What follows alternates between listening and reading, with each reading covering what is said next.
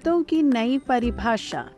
अर्जुन, श्रुति और राघव एक बड़े शहर में एक ही अपार्टमेंट में रहते थे। राघव और श्रुति की शादी को 2 साल हो चुके थे और अर्जुन अभी अभी अपनी पढ़ाई पूरी करके एक नई नौकरी में शामिल हुआ था। अर्जुन और श्रुति का रिश्ता शुरू से ही औपचारिक था। वे एक दूसरे का सम्मान करते थे, लेकिन गहरी बातचीत या जुड़ाव कभी नहीं हुआ।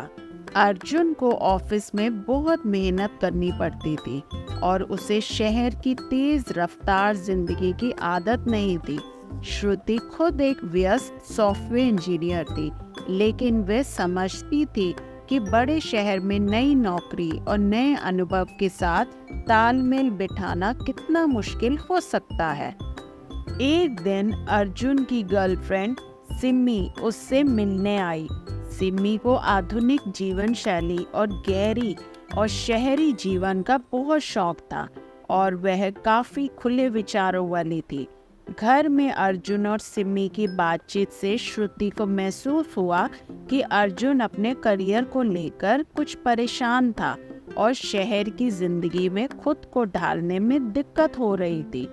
अर्जुन ने कभी इस बारे में किसी से बात नहीं की, क्योंकि उसे लगता था कि कोई उसे नहीं समझेगा। श्रुति ने एक दिन अर्जुन से कहा, अर्जुन, तुम चाहे कुछ भी सोचो, यह घर तुम्हारा है और हम सब तुम्हारे साथ हैं। अगर तुम्हें कभी किसी से बात करने की जरूरत हो तो मुझसे कहो।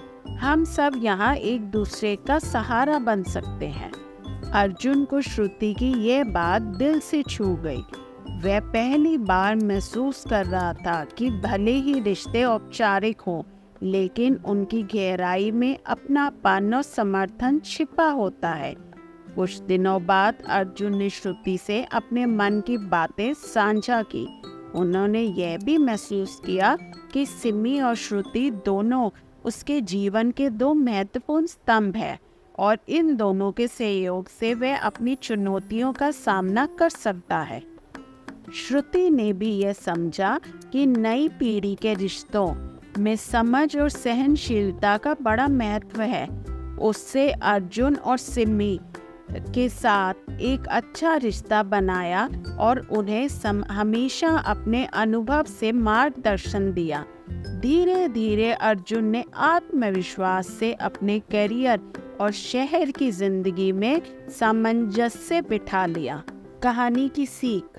इस कहानी से यह सीखने को मिलता है कि आज के आधुनिक जीवन में भी रिश्तों का महत्व बना हुआ है। समय के साथ रिश्तों की परिभाषा बदल सकती है, लेकिन आपसी सहयोग, समर्थन और संवाद से परिवार के सदस्य एक दूसरे का सहारा बन सकते हैं।